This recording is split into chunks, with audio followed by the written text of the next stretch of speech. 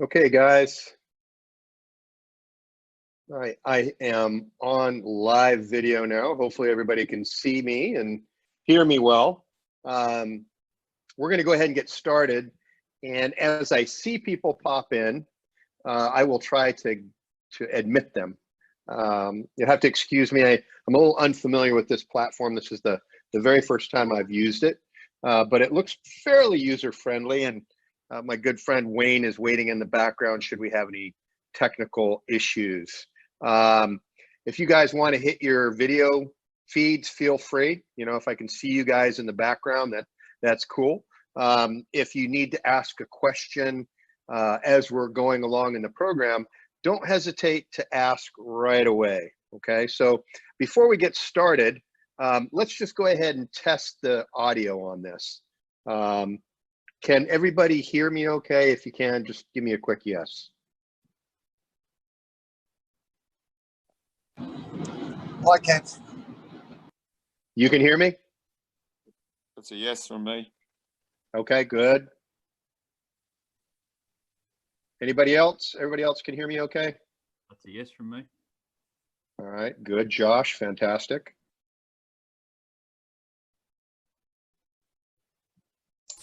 Yes, from me. Oh, Petra, fantastic. Welcome. Okay.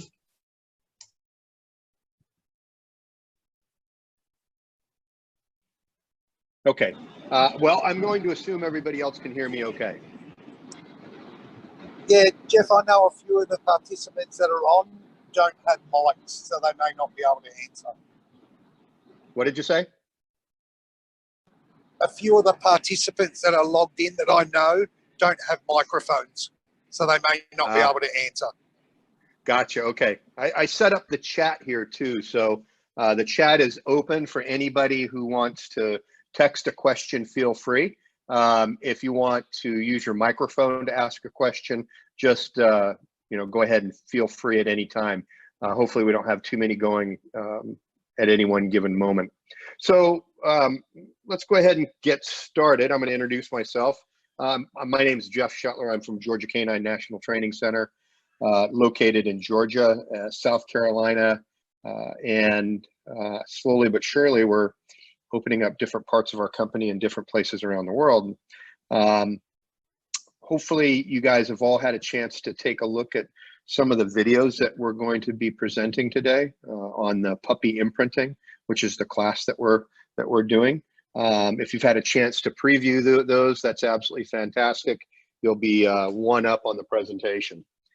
So a little background about me. I was a police canine handler back in my early life. I retired as a canine handler. Then I went on to form this company, and it's been in business now for about 10 years. My background primarily is nothing more than trailing and tracking dogs, detection dogs, human remains, and narcotics and explosives. That's about the extent of it. I've stayed extremely focused in the trailing and tracking, and that's my primary specialty. I was attached to the FBI's hostage rescue team for a short time as a high-risk fugitive manhunt specialist, and I worked cases from them from about 1997 till 2001. Before we get started, I'll give you a little bit of background on where I'm at right now. I'm actually stuck in lockdown in Subic Bay, Philippines, on the island of Luzon. I was actually doing some work out here when the whole COVID-19 drama hit, and then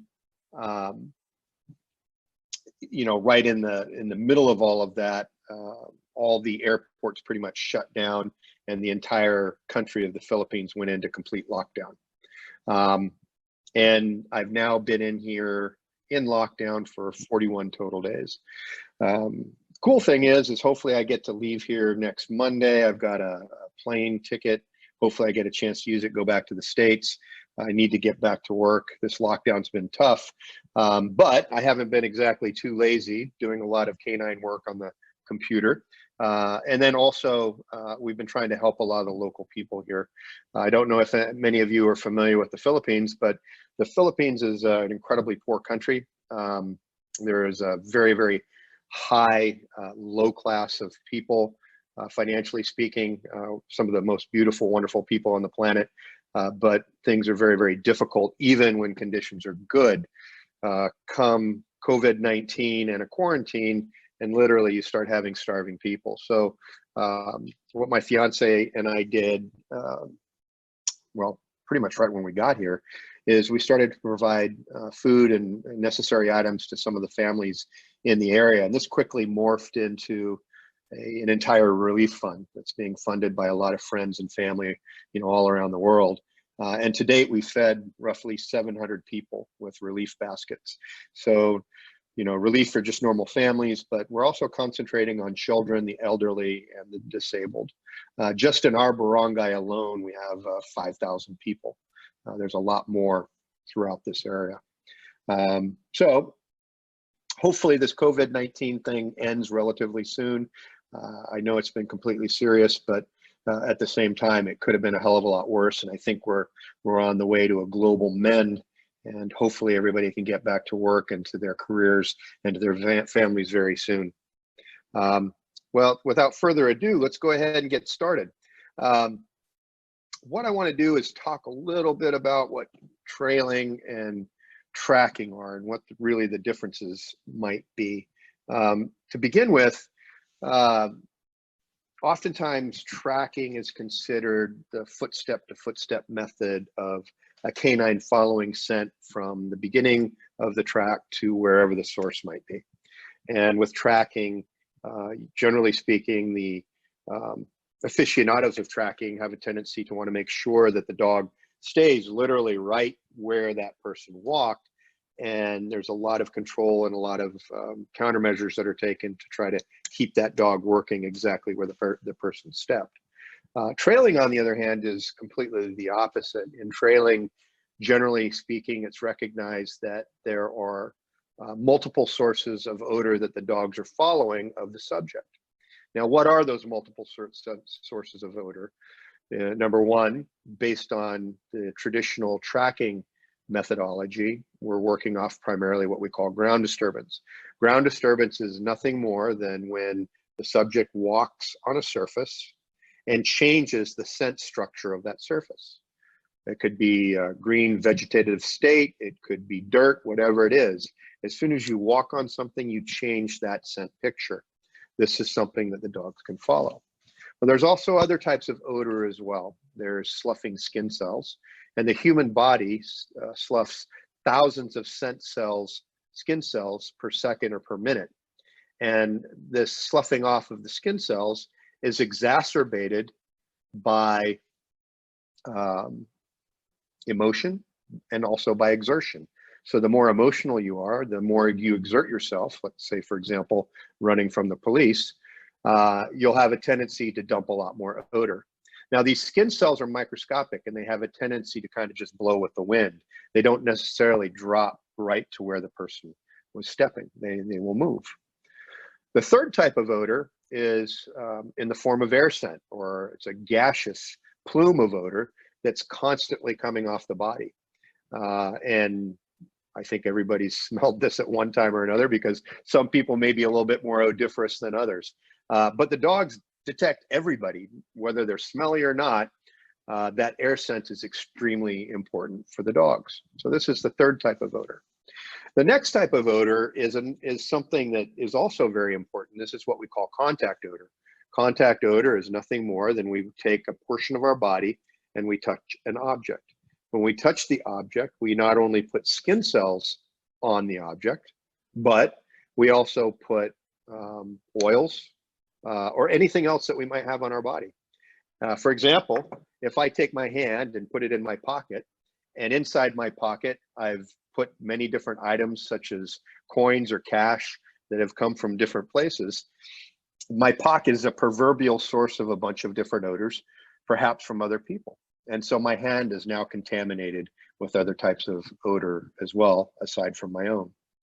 So why is this important to understand? Well, in our method or our style of work in tracking or trailing, we like to use all odor sources for the dog to be able to follow. And we recognize that the dog seamlessly transition from these odors, 1, 2, 3, and 4, with little to no preamble and with absolutely no help. They just do this automatically. They don't need to stay with one particular type to get to source. They can use all of them or 1 or 2 of them. It really is based on the conditions that the dog's given at the moment.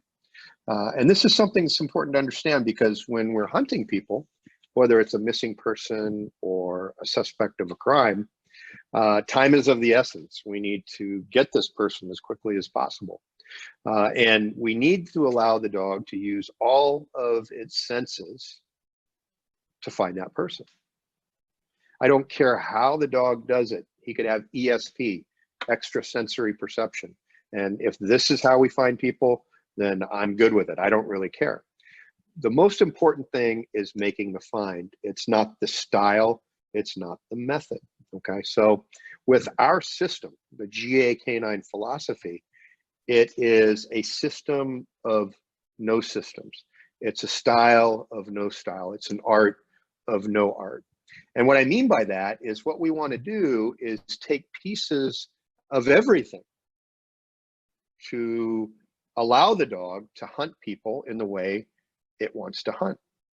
Okay, we don't insist that the dog works in any particular fashion. As a matter of fact, one of the things that's important to understand is that every single dog, regardless of breed, of sex or age, works a little bit different than the other dog.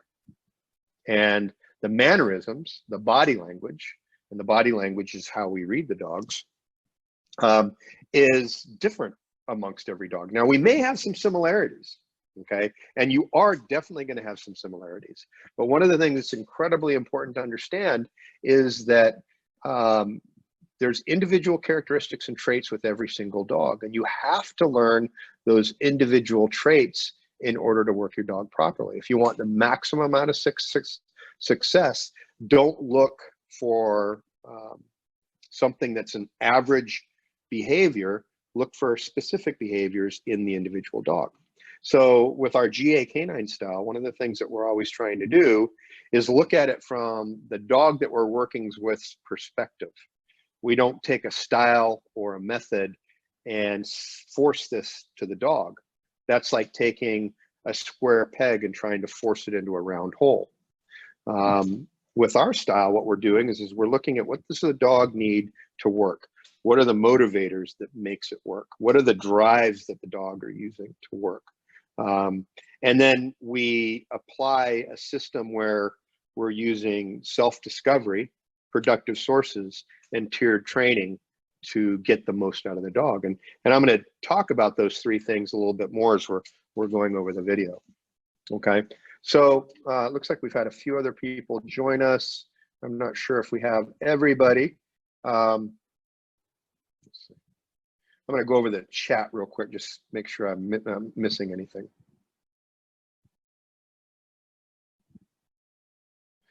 Okay.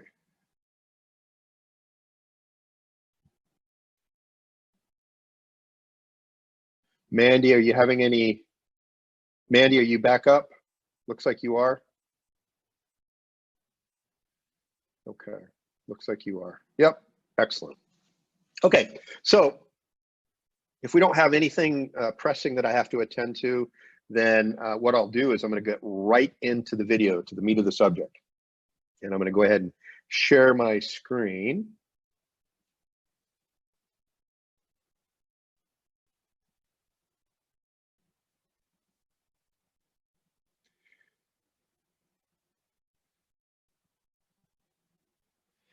Okay, guys, so the first thing that we're going to be doing is we're going to be talking about what do we do when we have a young puppy and we're looking at getting them started in trailing and tracking.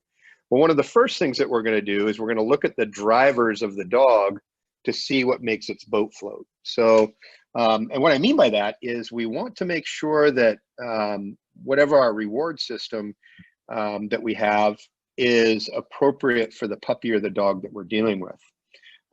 Understanding that not every dog and every puppy will like the same thing. And so generally speaking, the first thing I like to do is to test what the puppy likes the most. So I'm going to bring out some toys. I'll bring out a ball, I'll bring out a tug, I'll bring out a Kong. I'll also bring out different types of food. I'll bring some typical puppy snacks, maybe some kibble, but a couple of my favorites, and this is what I call doggy crack, is sardines and tuna fish. Sardines and tuna fish are two of probably the most motivating types of food sources I've ever used for dogs, to include adult dogs. I've just had them go absolutely nuts for both. I've given classes before where we've talked about, the different types of motivators, and I've had students insist that their dogs will only take a toy like a Kong or a ball, and that they absolutely hate food.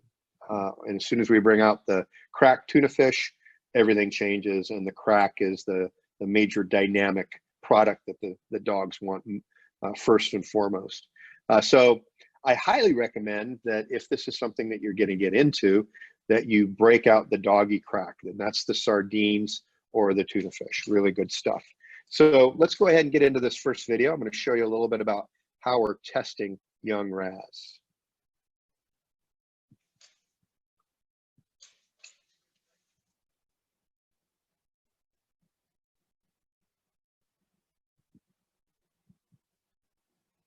Okay, so the first thing that he's getting on is the tug.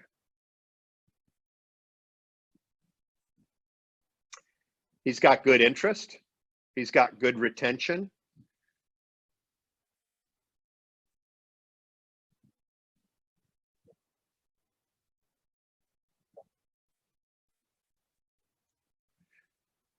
But he doesn't really like the other things. The tug was interesting, but it wasn't huge. So now we're breaking out the different types of food.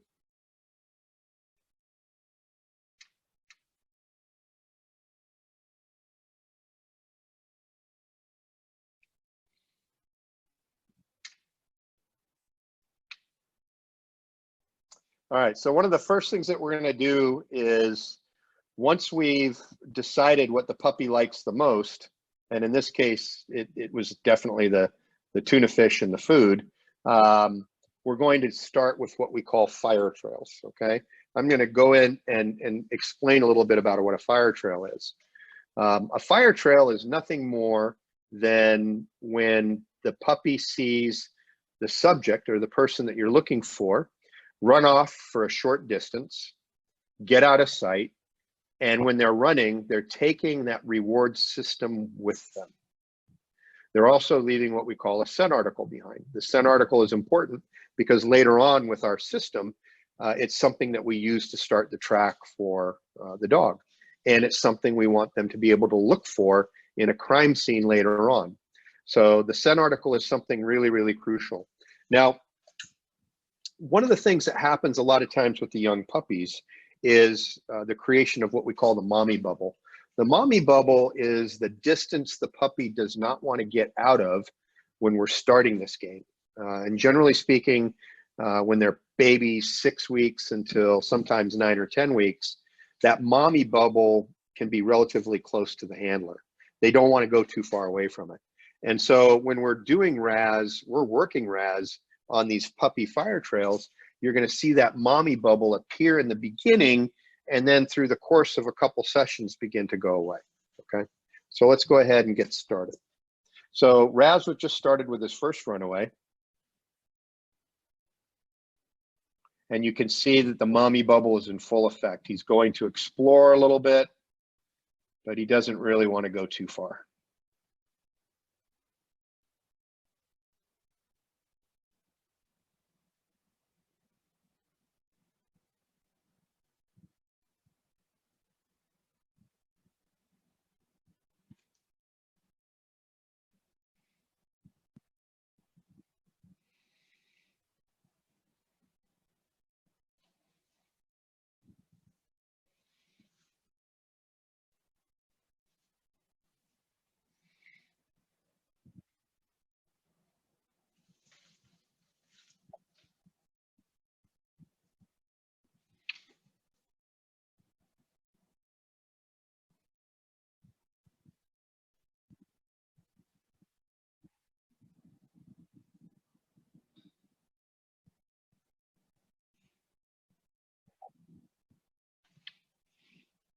Okay, guys, so this was one of the first trails that we did with Raz. You didn't get to see how we set it up or exactly how it was run.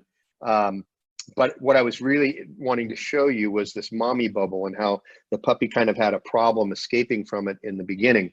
And I wanted you to kind of see in the end where there's a lot of praise, a lot of fun, and the puppy's, of course, getting his food. Let's go on to the next one.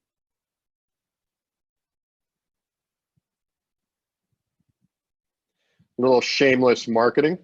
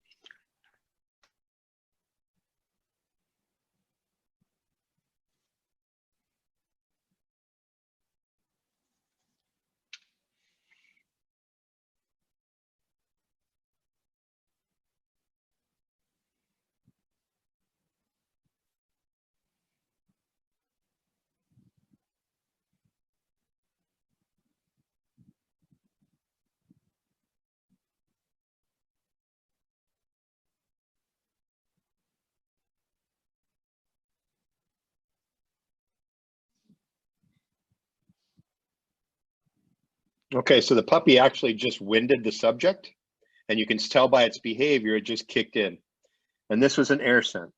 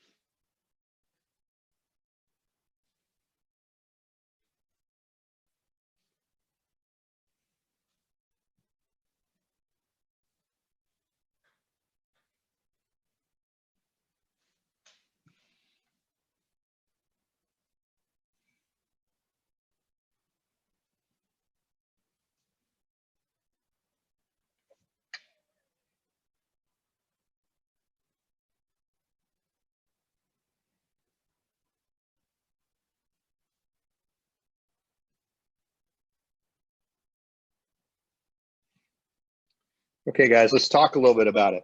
Okay, so in the beginning, you know, the first trail that we had on day one, the puppy did not really want to leave the handler at all. That mommy bubble was about 10 meters, 5 to 10 meters. And, you know, once the puppy got past that, he came back. The first trail on the second day was a little bit more of a distance, so about 15 or 20 meters, but then the puppy came back again. By the time we got to the third and the fourth trail, the distance really was quite a bit longer, and the puppy really wasn't paying attention to where the handler or the owner was at, and just stayed hunting the entire time and engaged. Now, one of the things that's incredibly important to understand is that it doesn't matter how the puppy works, okay? We're not demanding anything. I don't care if they're following ground scent. I don't care if they're just running around in circles. I don't care if they're using air scent. It doesn't matter. The only thing that matters is that they run around, they make mistakes, and that when they find the person, they learn something from it, okay? And generally speaking, they learn best through making the mistakes. What we want to do is we want to put them in an environment that they can learn in. And so one of the most crucial things to do is start your trails in a place that's relatively clean when it comes to human and dog type distractions. So we want to go to a place where there's not other people, not other dogs. I don't care about other types of animals and wildlife so much, but that human odor and that dog odor, we need to completely stay away from. I like to have what we call good productive source. And what productive source is places that hold a lot of odor. Now I'm going to go back to this video. And I'm going to show you a couple things that are important to understand.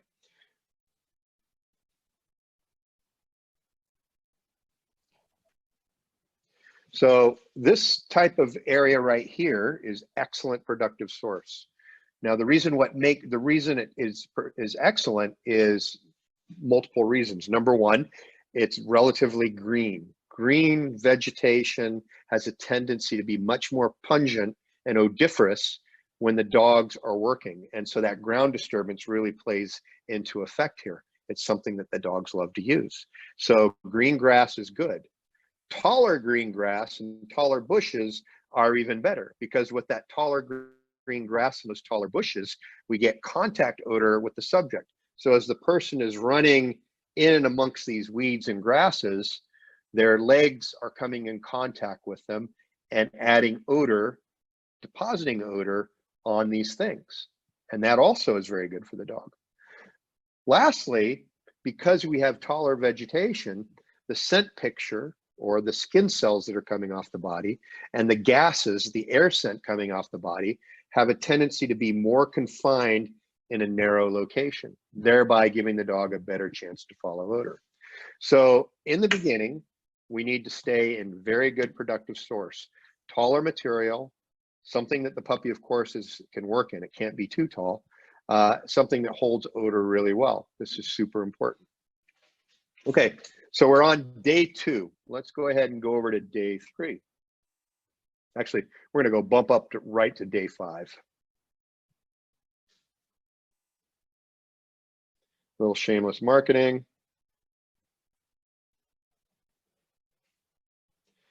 Okay, so one of the things that we're going to do right now is we're going to add a set article to the trail. In the beginning, it was just the person running away with the food. And what the dog is learning is that, hey, this guy is about to take off. I'm excited because my handler's holding him back, and he has something I really want, the tuna fish or whatever it might be. And as soon as that guy runs, it's going to throw the puppy into prey drive and really kick in his hunting instincts. And that's what we're doing with this maneuver. Now, you're going to see some of the ways to get the puppy targeted on the center article. Some of them are good and some of them are not so good.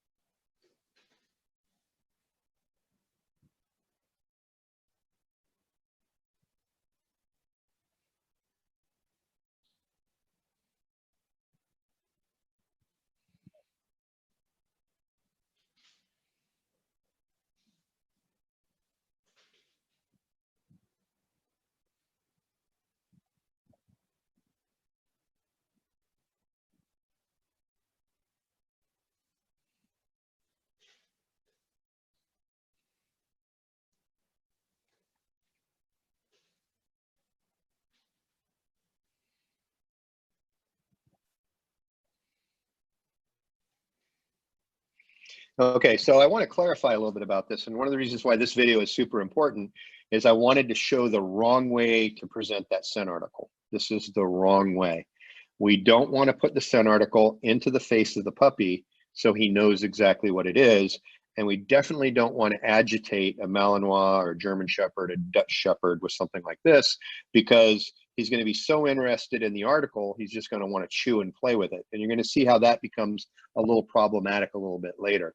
So what we want to do is we want to tease the puppy with the food reward, step away from the puppy, maybe about 10 feet, show them the scent article from a distance, and then casually drop it so they see where it lands. And then the trail layer takes off.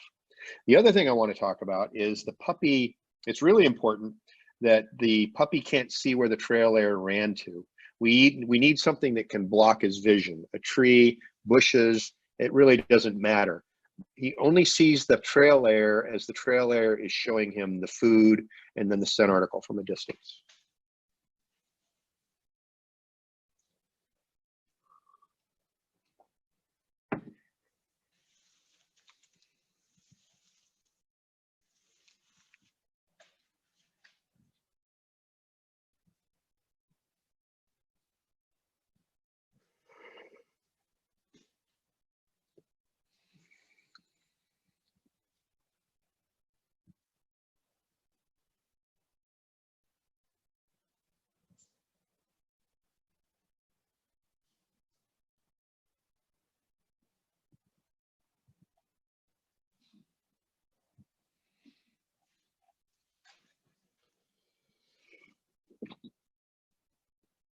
Okay, so the other thing I want to talk a little bit about is the total reward. The total package is not just the food or the toy. It's also your praise and your enjoyment. You actually have to really love what you're doing with that puppy, and it has to, be expressed well. So at the end of the track, when the puppy finds source and is being rewarded, it's really important that you have a lot of fun with the puppy. Play with them. Give them the food, get in there, get your girly voice on, be happy. The happier you are, the happier the dog will be. And if the dog is very happy, he's going to do this job a lot better. Joy is absolutely crucial. It's not the system, it's not the reward. It's the fun that the puppy has doing the job that really makes them do it well. You have to remember that. So if you're having fun and you express yourself well with your puppy, the puppy's always going to work better. Remember that, don't forget it.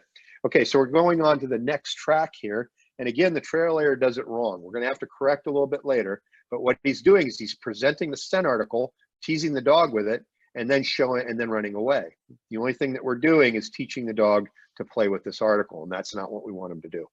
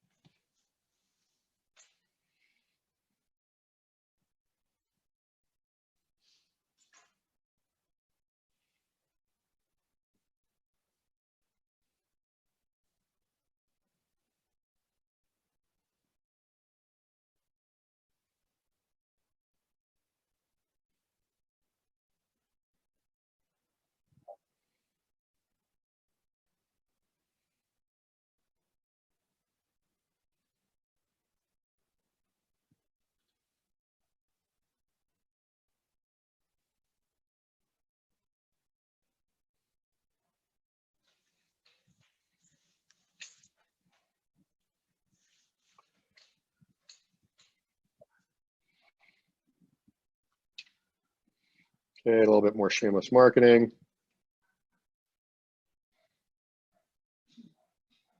Bear with me, guys. I want to.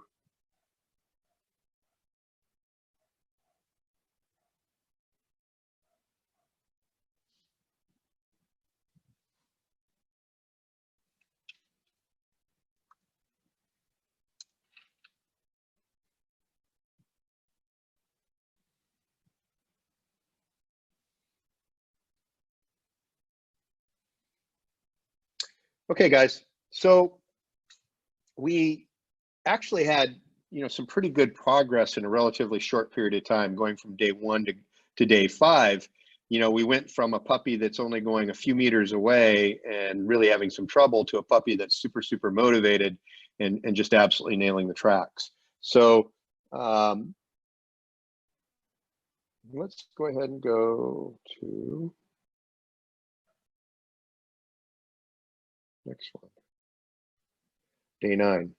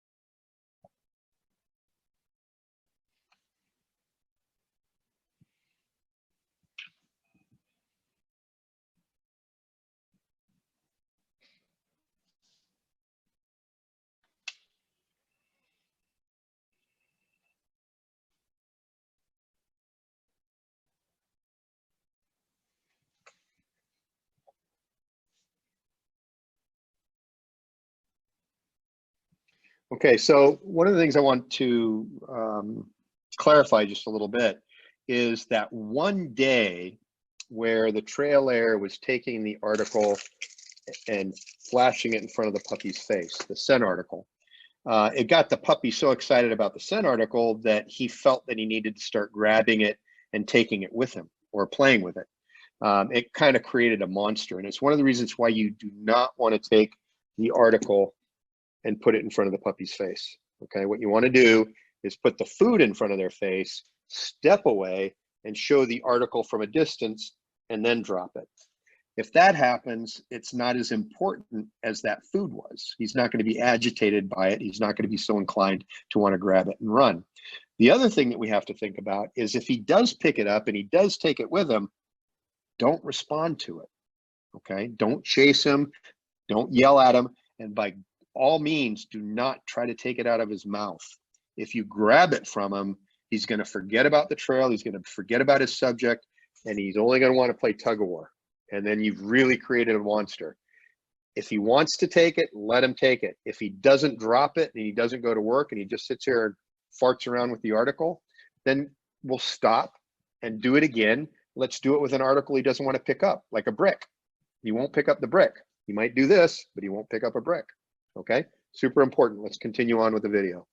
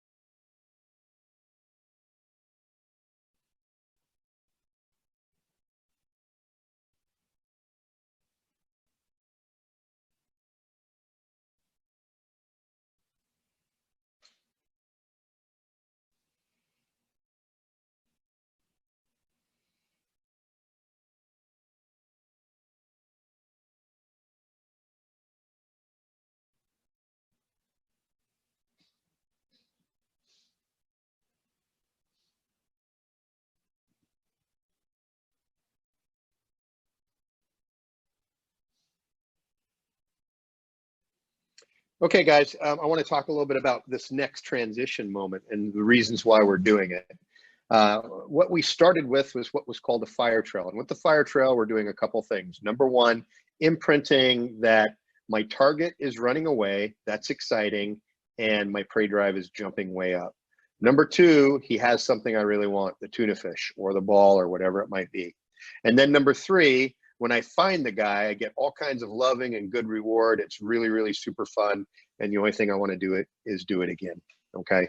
And what we'd want to do is with the puppy is do enough series that we can get to the point where he's doing maybe 75 to 100 yards, relatively easy with no problem. And he's getting it done in just a few seconds. And it doesn't matter how he does it. If he's running all over the place or straight to the guy, it really doesn't matter. He's going to learn how to use his nose as long as we use the right productive source and we're not working in a big open field with no, vegetation of any type. If you use a good productive source in a good area, he's going to learn how to use his nose. Now, part of the problem is that with the fire trails that we're doing, it's a lot of air scent because the scent hasn't had a chance to settle. If your set time is less than 30 seconds, most of the odor is up in the air and drifting, and that's what the dog uses to get to source. And they learn to do nothing but air scent. So we have to do the next step. Now, this next step is what we call the modified fire trail. It allows for the odor to start to settle onto the ground to create a better condition for the dog to actually follow ground odor. I don't care what they use to get to source, ground odor, air scent, it doesn't matter, because in real life, they're going to go back and forth all the time.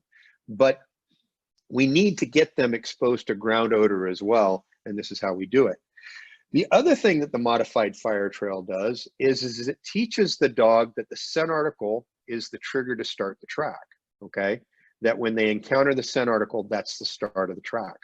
The problem is that when we move right from fire trail to a situation where the trail layer is already gone and the dog had no stimuli of the trail layer running away, sometimes they don't know what to do.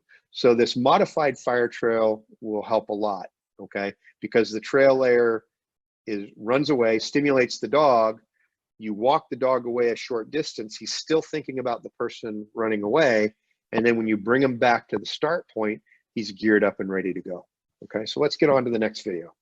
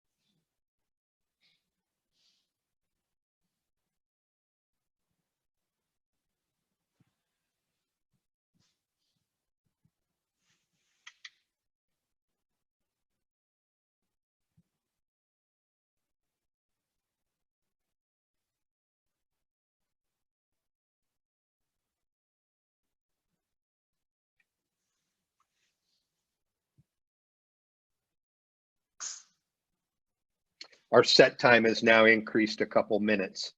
So I'm fast forwarding a little bit so you don't have to sit there and wait for the whole thing.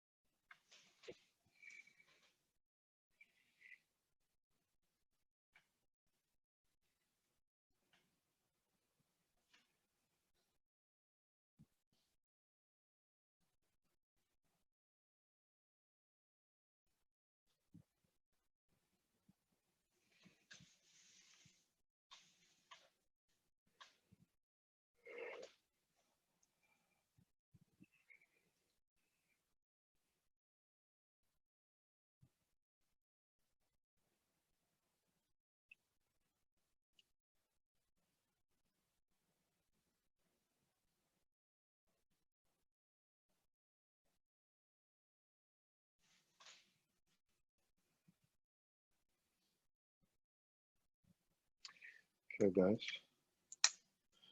Okay, so let's talk a little bit about the equipment factor and what we're doing here. You'll notice in the beginning when we first started this, the puppy was just running free with really nothing on other than the collar. And this is what I want to have happen. Why do I do it that way? Well, dogs are not evolved to wear equipment in tracking. You know, tracking is the most instinctual thing a dog can do when we're talking about all the different types of work for dogs. Tracking is the really number one thing that's 100% instinctual that's not socially instilled into them by us. They already know how to do it. They know how to track. They're born with that ability at 2 weeks of age, even before their eyes are open. They're following odor. This is something they're born with. We can't teach them to do it. But we can really screw it up easily if we put equipment on too soon. Equipment has a tendency to aggravate the dog a little bit. They don't like it. And one of the reasons why I don't put a leash on the dog, in particular hanging onto that leash, is it creates too much of this push me, pull you, this jerking on the dog's leash. When this happens, it's a bunch of micro corrections for the dog. And with a young puppy, it can be so demotivating that they just don't do the job very well. So in the beginning, we're running everything off leash, let the dog do whatever the hell he wants to do as fast as he wants to do it. So we build up motivation and drive for the track. You know, they end up doing it so fast and so hard because nothing is holding them back. We are the biggest problem, the biggest impediment to the dog in the act of tracking and trailing. We create the problem with the leash and the equipment. So in the beginning, there is no leash and there is no equipment. I don't want to put on anything on the puppy until we've imprinted them for, I don't know, at least 10 or 12 sessions. And the first thing that I put on them is just going to be the harness. Wearing the harness alone, just so they get used to wearing it during the trail. They get used to the feel of something on them. The next thing I add is a short leash, maybe 2 meters, without a loop on the end, without the handle, just a straight piece of lead or leather. I don't want it caught on anything. So they get used to some weight dragging behind them. This 6 foot or this 2 meter lead is going to eventually turn into a 10 meter lead or a 30 foot lead, but it has to start small. We don't want to impede the puppy in his action too much too soon because that can be demotivating. Let's go to the next video.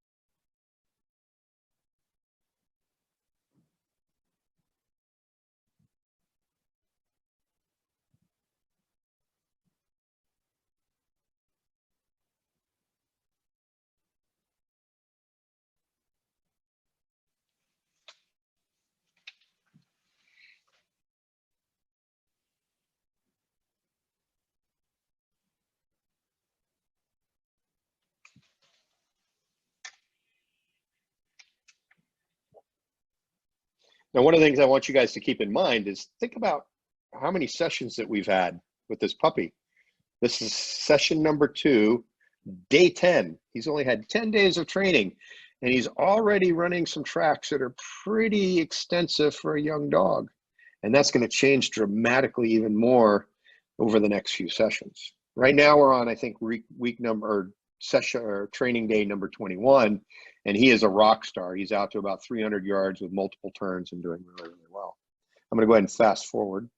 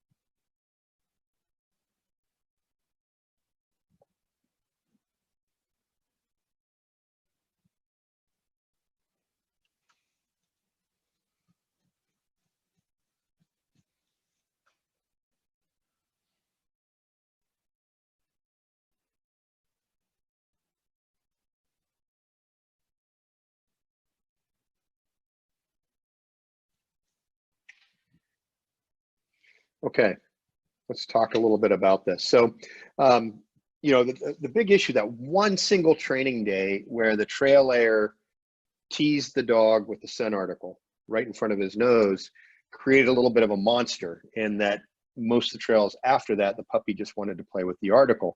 He'd still go to work, but he played with it. And in this situation, it caused him to go off the track so far that he couldn't get back into odor, had no way to find it. And it got to the point where we almost had to quit. Right when he started getting the most distracted, the wind shifted, you could see by his body language, he got an air scent, and he was able to solve it at that point. But the scent article is really a big issue. You know, now the other thing I want to talk a little bit about too is your emotional state when you're working with your puppy. Don't wear your emotions on your sleeve, and try not to have any expectations whatsoever.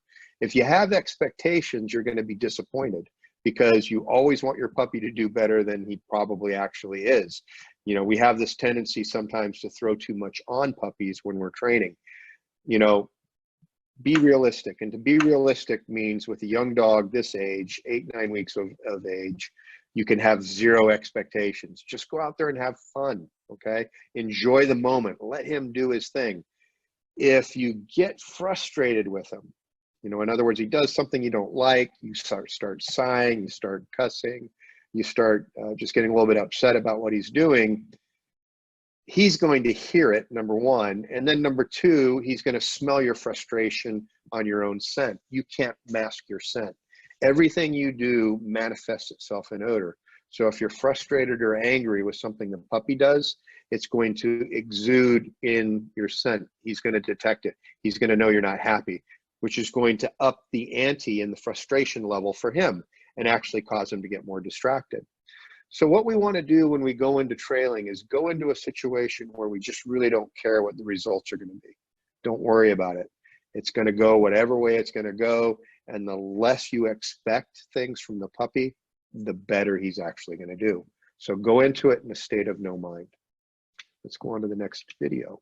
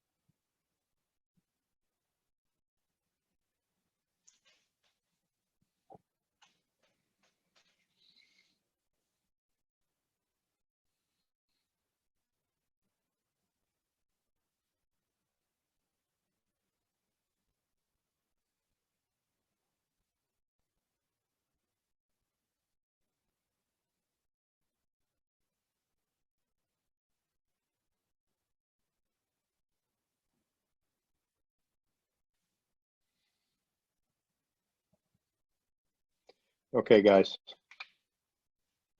Okay, so what I want you guys to keep in mind here is this is day 11. Think about day 1 and how far that puppy went, you know, less than 20 or 30 feet. And now he's going 200, 300, 400 yards. This is 10 days, 11 days worth of work, and look what you're getting. Now, we're on day 21 with Raz, and his progress is absolutely amazing. Our set time is now up to 10 and 15 minutes, and we're about to the point where we're going to start picking up the leash and holding it when we're behind him. Right now, at this stage of the game at day 11, we're using a 6-foot, 2-meter leash, so there's just a little bit of weight bouncing behind him. But then we're going to bump up to a 10-meter and a 15-meter, and then eventually up to, 10 or 15 foot, and then eventually all the way up to a 30 foot. I'm not going to go over the rest of the videos here. They're on this playlist. I encourage you guys to take a look at them, mainly because we're going to start running out of time here really quick, and I have to actually start entertaining some of your questions. So without further ado, let's go right to that.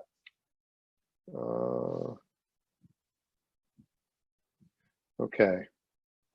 So if you guys have some questions, go ahead and just unmute yourself if you'd like, and let's go ahead and address some of the questions.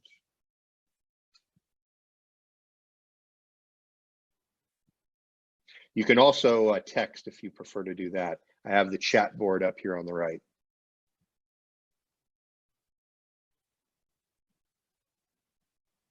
Any questions from anybody?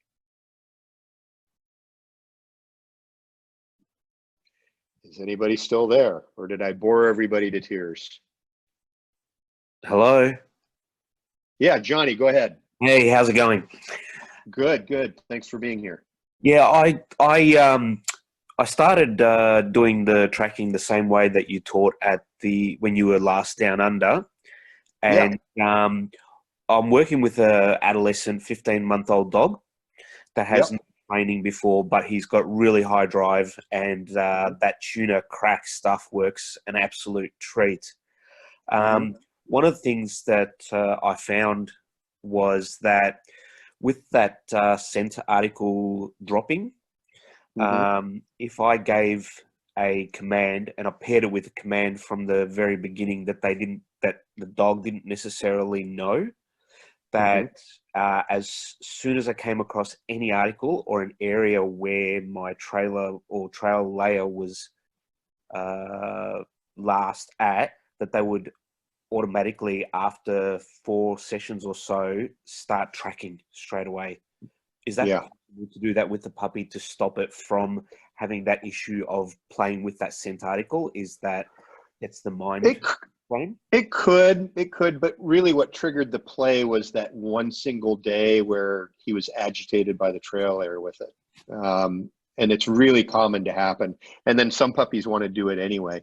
You know, I think the command definitely is something we want to introduce early on with their work, you know, because ultimately speaking, what we need the puppy to do or the dog to do on a real search is to find our track.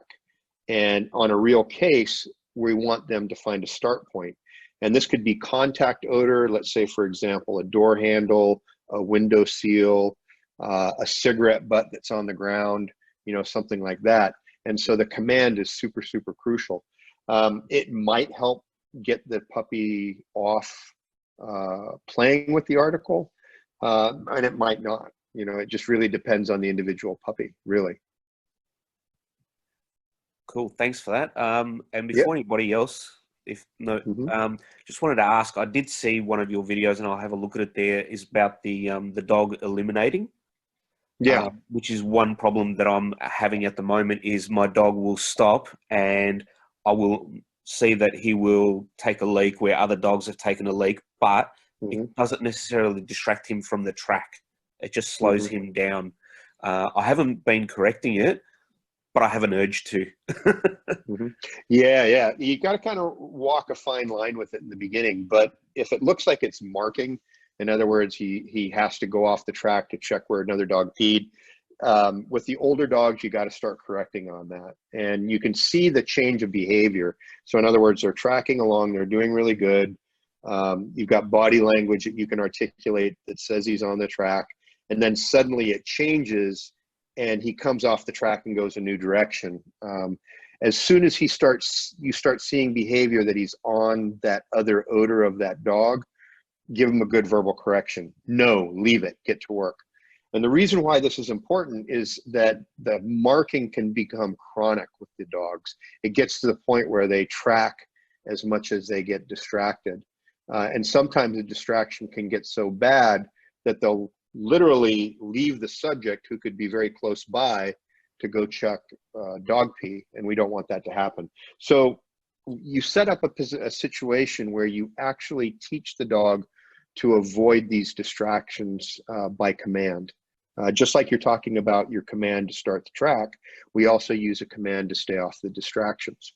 And I have a whole separate training regimen just to stop the distractions. There's a chapter in my book, K9 Trailing the Straightest Path, that shows you diagrams and gives you a description on how to do that.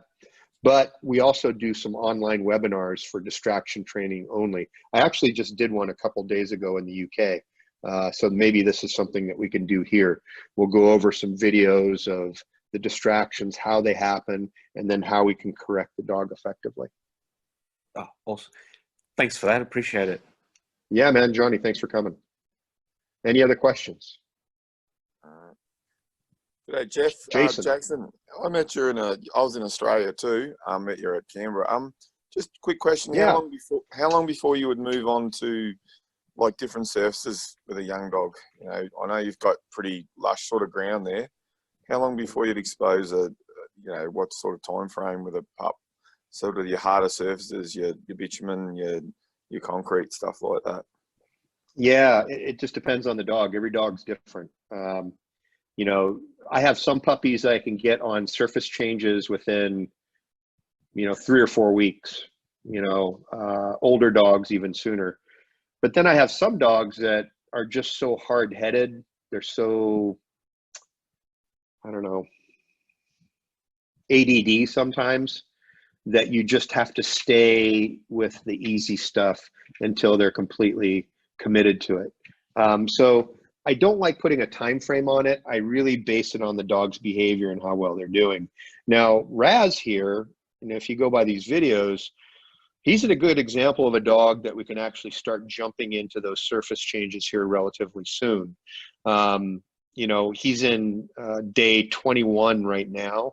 And I would say by the time he's on day 30 or training day 30, we can start doing some minor surface changes. Those surface changes that I like to do are gravel and dirt and just lowering the productive source. Instead of that tall, lush grass, we'll make it a lot shallower. Instead of a lot of brush, we'll open it up into more open areas. But we want to make those surface changes relatively easy in the beginning, and then we bump up the difficulty level over time. Does that help answer your question, Jason? Yeah, definitely. Because I've seen a few adult dogs they nearly default, don't they, to they want to only search on what they know, sort of thing. You know what I mean? If you haven't. Yep. Yeah. You really want to take your time. I mean, baby steps, baby steps, baby steps, with these dogs. Less is more in dog training. Ideally speaking, to get a really great manhunter, a dog that's absolutely amazing, is months worth of work. I mean, I can build a foundation in a dog in about 5 weeks with multiple surfaces and scent discrimination. But that killer manhunter that is just really unstoppable usually takes anywhere from 6 months to a year. No problem. Thank you. Yeah, man. Thanks for coming. Any other Jeff, questions? Wayne? Yeah, go ahead, Wayne. So when you were at the Australian conference last year, we worked with the little puppies by the name of Zeus. So yeah, he was killer. He's doing really well. Yeah, he's doing really well now. He's ground and air scenting, and I can get him up to about 25 acres now before he finds the individual. His brother doesn't like to ground scent. He lifts his head a lot. Yeah. Any ideas? Yeah, well, sometimes they can ground scent with a head up. Oh, okay. Yeah. So he Yeah. could be And ground so scenting. I'm just not picking it up. yeah, there's a lot, the Malinois Dutch Shepherds all have a tendency to not like sticking that nose low to the ground. They've been bred over generations to be very visual, and they like to use their nose at the same time they use their eyes. So what you have to learn is to read the subtle behavior that he's in odor, on ground odor, even when his head is up, okay? It's hard to describe Right. what that might be because every little dog is a little bit different. Well, now that you say that, I think I might have noticed it before, but I've never really paid attention.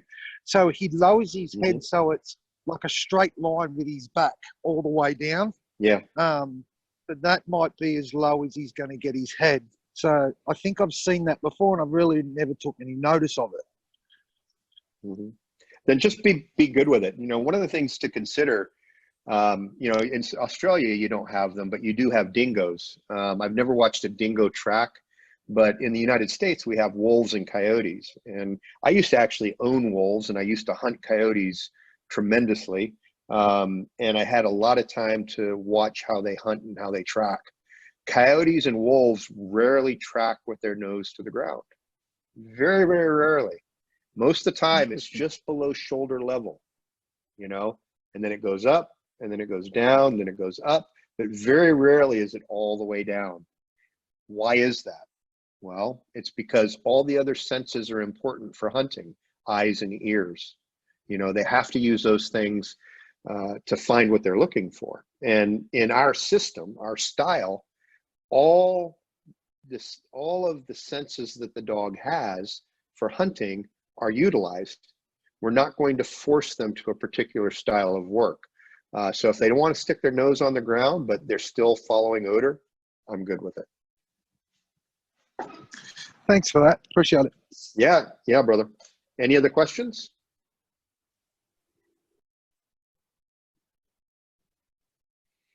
Any other questions? No. Going once? Going twice? Oh, wait, hold on. I got a question to everyone. I'm considering getting a Czech wolf dog for SAR training. Would that mix back to the wolf be a good advantage tracking wise? Could be. It really depends on how much wolf is in the dog. I actually owned a pure wolf and then a wolf hybrid back in the 80s. And this is where I first started to develop some of the philosophies I actually have now, was because of that work with those dogs. The full wolf was an absolute basket case that I couldn't get to work for me for really anything. Now, she tracked well, but the problem was she just tracked whatever the hell she wanted to track. The cross, on the other hand, was a little bit better.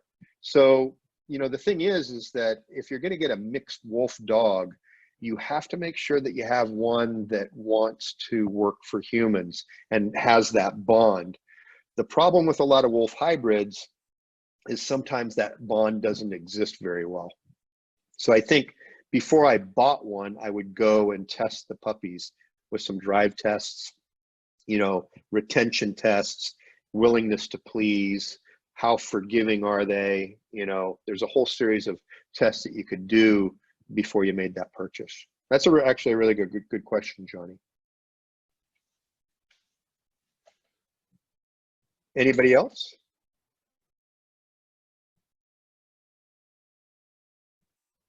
No? All right, guys. Well, we are an hour and 45 minutes into our program, and I think it was really great. I hope you guys enjoyed it. I love this platform, by the way, Wayne. Thanks so much for introducing me to it, and more importantly, for hosting the event.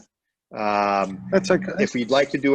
If you guys would like to do another one, I'd be more than happy to do it. I think we can do a progression from this, maybe distraction training, hard surface, scent discrimination, whatever you can think of. But without further ado, I will turn this over to Wayne. Wayne, thanks so much. Thanks, Jeff. Much appreciated. And yeah, definitely we'll look at doing another one. hope you guys enjoyed it. Looks like we'll have Jeff out again next year, so at the K9 conference. So you'll be able to pick his brain, and he doesn't mind to have a sit down and have a scotch with people. So Oh no, that's good stuff. I will leave it here and thank everyone for coming, and hope you have a great night. Talk to you guys later. Thanks so much.